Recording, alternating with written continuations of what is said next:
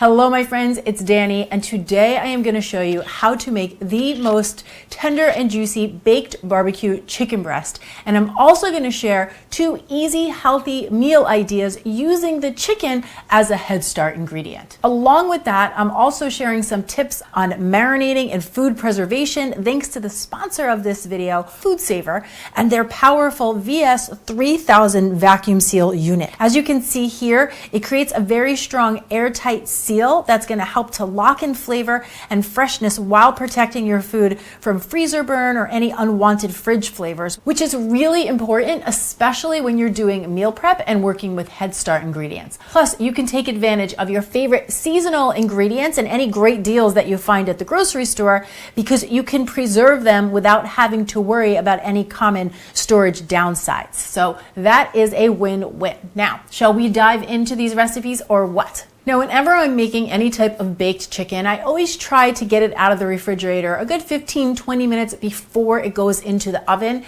This way it can come down to room temperature, which is going to help it to cook more evenly. Also want to make sure that your chicken breasts are about the same size and thickness. Now, you're going to notice that most chicken breasts are thinner on one end and thicker on the other end. So what I like to do is lay the chicken between 2 pieces of wax paper or plastic wrap and then just gently pound out the thicker side to even it out. This is optional, but I do find it's worth the effort.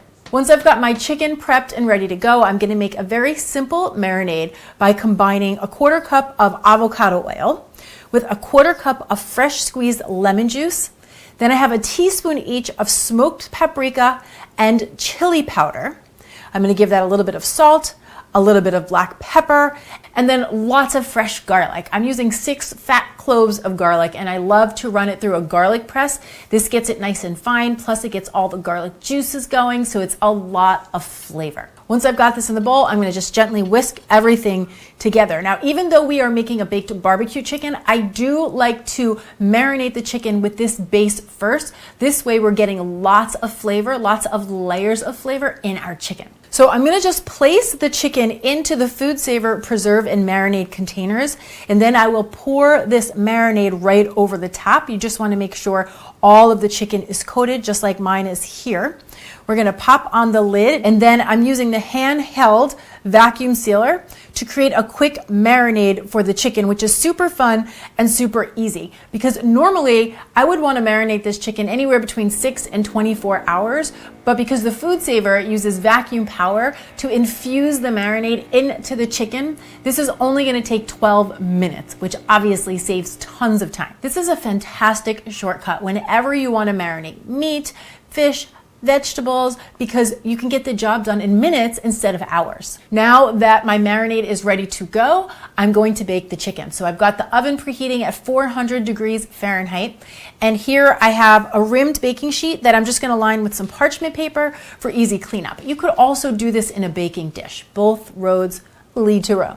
So I'm just going to get the marinated chicken onto my baking tray, and now is when I brush it with the barbecue sauce, okay? Now, when time is not on my side, I will just buy my favorite store-bought barbecue sauce, but when I have a little extra time on my hands, I love to make it from scratch. So if you want to make it from scratch, I will leave a link down in the description box below, sharing my favorite clean and delicious barbecue sauce recipe. From here, the chicken goes into the oven for 20 minutes, but what I like to do is after the first 10 minutes, I pull it out, flip it, brush a little extra barbecue sauce, put it back in for 5, pull it out again, flip it, brush a little more barbecue sauce, and then finish it off for another 5 minutes. Now, you will know your chicken is done and ready and safe to eat when the internal temperature of the chicken reaches 165 degrees Fahrenheit.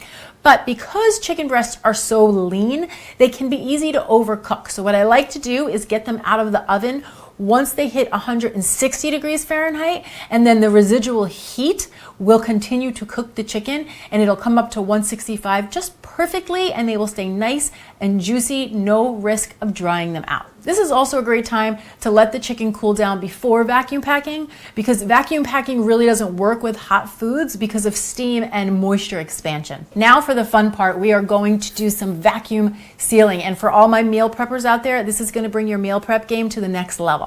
The VS 3000 unit from FoodSaver has a bunch of options when it comes to sealing.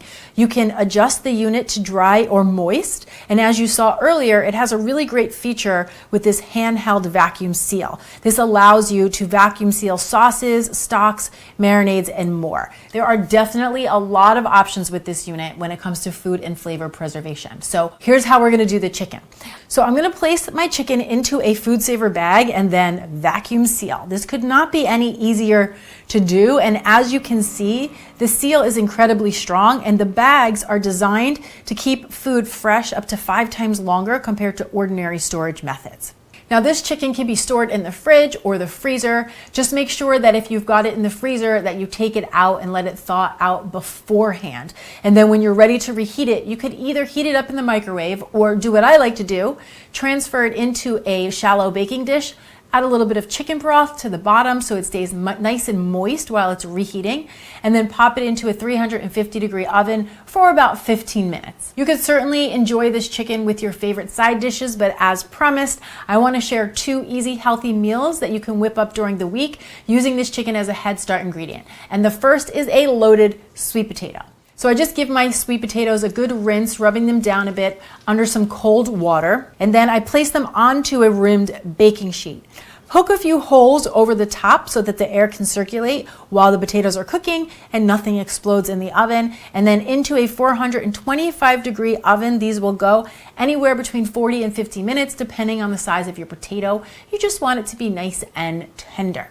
Now, keep in mind, you could also make the potatoes ahead of time so you had them ready to go, in which case I would just store them right in the preserve and marinade containers, which are also great for leftovers, and then you can pull them out when you're ready to assemble. While the potatoes are cooking, I like to prep the rest of my ingredients, which is very minimal. I love to chop up some fresh radishes. They're nice and crunchy and they cut through the richness of the chicken and the sweetness of the potato.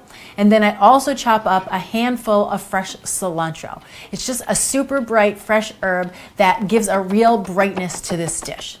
Now, you can add your favorite toppings, whatever they are. This is your time to be creative and enjoy. And then the last thing I like to do is to take that heated chicken breast and just chop it nice and fine. I like to do fairly small pieces so that it's easy to eat once you're eating your potato. Then once the potatoes are tender and cooked through, I just split them in half down the middle and spoon that chicken right over the center. Sprinkle on the radishes and the cilantro, and this meal is ready to go. This is a super fun meal to serve family style. This way everybody can help themselves, and you're gonna see it's really easy to whip up during the week. It's delicious, it's nourishing, and it is so satisfying. Now the second recipe I want to show you is a crunchy barbecue chicken wrap. You could whip this one up for lunch or also make it as a really easy casual dinner. So I start by making a very simple, insanely delicious coleslaw. So I love buying the pre-made coleslaw mixes at the grocery store. Again, this is a great time saver. Just go ahead and get that into a bowl. And then all I do is add equal parts mayonnaise, Greek yogurt, 1 fat clove of crushed garlic, and a pinch of salt and a pinch of pepper. Gently mix this all together until you've got it really well incorporated, and you will have just made the world's easiest and most flavorful coleslaw. Next, you want to choose your favorite tortilla. I am using an almond flour tortilla today, but truly any of them will work. Now, what I like to do is just heat it right over the stove before I make the wrap. This just softens it a bit and makes it easier to roll. Then right in the center of my tortilla, I layer some pre-washed baby spinach. Then I take a nice big scoop of that crunchy coleslaw.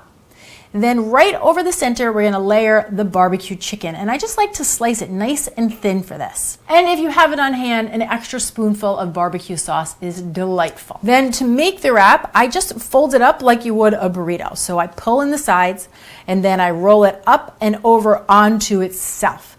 Then right across the middle, I'm going to slice it on a little bit of an angle just because it looks pretty, and it is ready to roll. I am telling you, this crunchy barbecue chicken wrap has the best flavor and the best texture. Both of my kids love this wrap, and I would have to say, I get it, it is rather addictive. The flavors are so good. So that is just a couple of different ways that you could use the baked barbecue chicken throughout the week, but the options are truly endless, and having a good food preservation game will make your meal prep that much easier and more addictive. And personally, I'm really looking forward to doing more with the FoodSaver in my own kitchen because I had so much fun experimenting with it and I have so many ideas. I hope you all enjoyed these recipes and learning a little bit more about food and flavor preservation. I know that I definitely did, and I want to thank FoodSaver once again for sponsoring this video. If you guys want to check them out, I have a link for you down in the description box below. And I'm very eager to hear about all of your adventures with vacuum packing at home. Thank you all so much for watching. I'm Danny Spies. I will see you back here next time with some more clean and deliciousness. Cheers!